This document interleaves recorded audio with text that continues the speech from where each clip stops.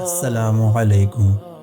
ذرا تصور کریں آپ کے ہاتھ میں ایک خط ہے جو سیدھا جنت سے آیا ہو۔ اس میں لکھا ہو کہ آپ کو ایک ایسا مہینہ دیا جا رہا ہے جس میں آپ کی دعائیں قبول ہوں گی، آپ کے گناہ مٹا دیے جائیں گے اور جنت کے دروازے آپ کے لیے کھول دیے جائیں گے۔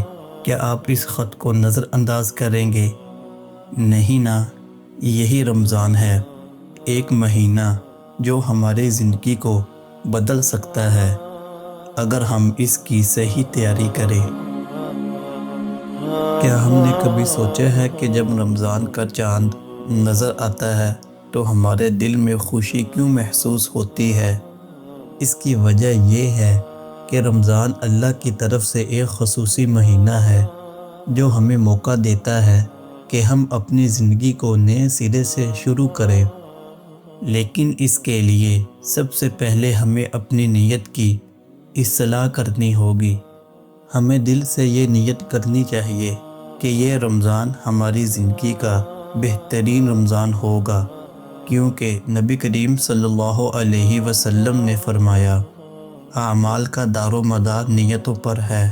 اور ساتھ ہی ہمیں اپنے گناہوں سے توبہ کرنی ہوگی، کیونکہ رمضان میں شیطان تو قید ہو جاتا ہے، لیکن اگر ہمارے دل میں گناہوں کی محبت باقی رہی تو ہم رمضان کا صحیح فائدہ نہیں اٹھا سکیں گے۔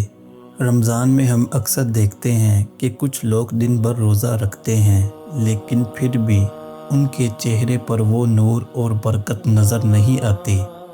اس کی وجہ یہ ہے کہ رمضان صرف بھوکا پیاسا رہنے کا نام نہیں بلکہ عبادت کا نام ہے۔ رمضان میں 5 وقت کی نمازوں کے ساتھ ساتھ ہمیں تراویح، تہجد اور ذکر و اذکار کی عادت ڈالنی چاہیے۔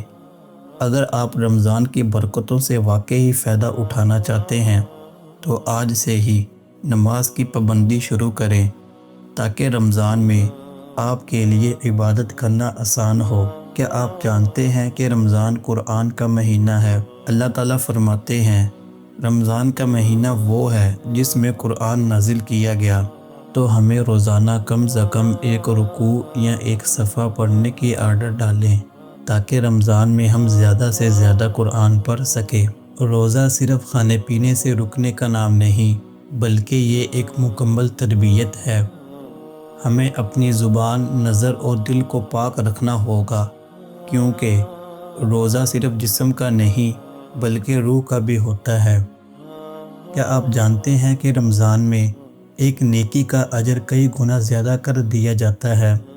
نبی کریم صلی اللہ علیہ وسلم نے فرمایا، صدقہ گناہوں کو اس طرح مٹا دیتا ہے جیسے پانی آگ کو بجھا دیتا ہے۔ تو کیا ہم پہلے سے صدقہ دینے کی عادت نہ ڈالیں؟ اگر روزانہ ایک چھوٹے سے کام کے ذریعے کسی کی مدد کر سکیں تو یہ بھی رمضان کی بہترین تیاری ہوگی۔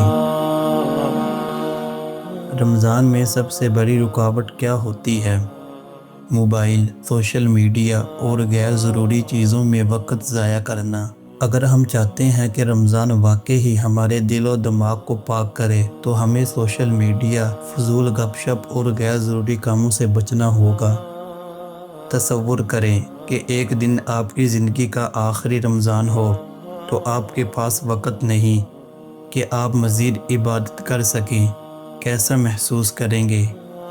یہ رمضان ہمارے لیے آخری بھی ہو سکتا ہے، تو کیوں نہ اسے ایسے گزاریں کہ جب ہم اللہ کے سامنے کھڑے ہوں تو وہ بھی ہم سے راضی ہو۔